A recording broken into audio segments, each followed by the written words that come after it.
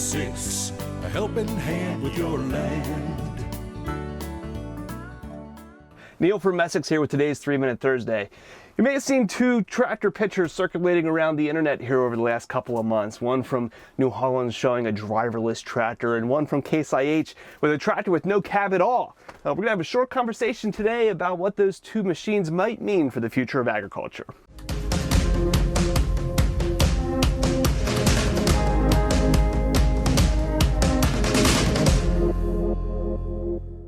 So your first reaction to a driverless tractor might just be to think that the whole idea is insane, right? I mean, Google is just starting to get self-driving cars working on a field. Why are we going to bother with a self-driving tractor? And reality is that we're actually far from that. We've been doing self-driving equipment for a long time.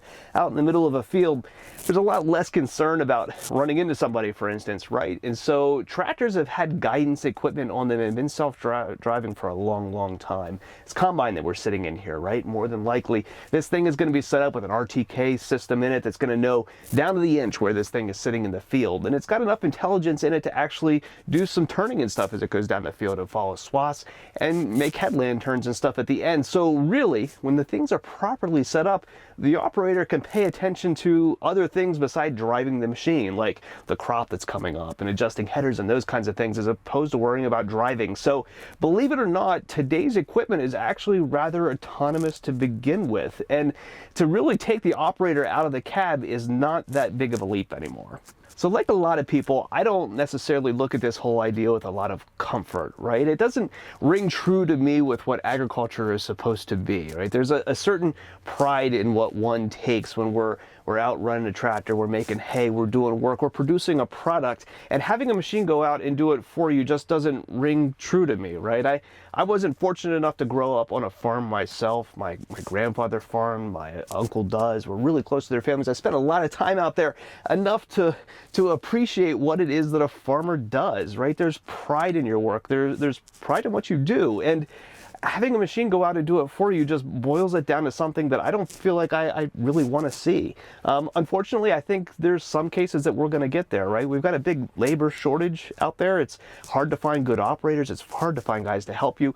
And autonomous machines can help with that. And that's great, but that's business. And it takes the heart a little bit out of what agriculture is to me. So this is a 3-Minute Thursday where I actually like to hear from you a little bit. You know, there's a comment section down here in the bottom for a reason. And let's see if we can get a little conversation going about what the autonomous tractor idea is to you.